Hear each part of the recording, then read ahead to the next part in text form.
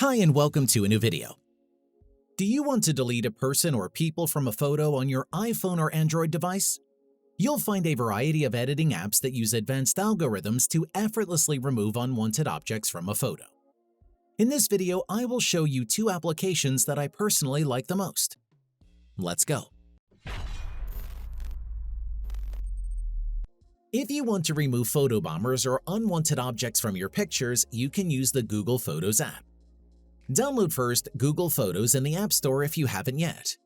After setting it up, tap Continue and select Allow Access to All Photos to give the app permission to access your gallery.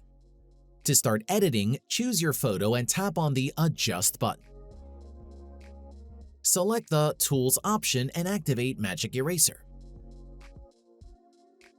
Then draw around the object you want to remove.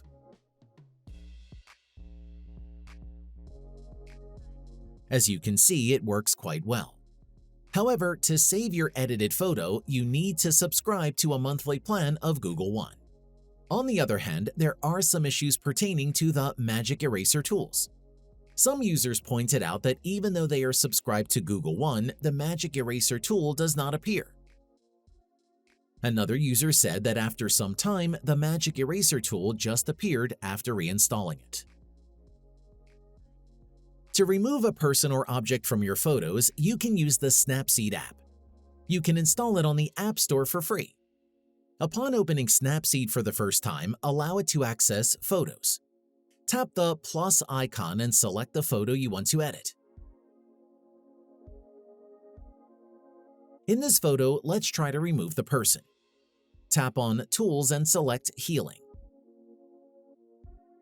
Zoom in, then draw around and within the object you want to remove.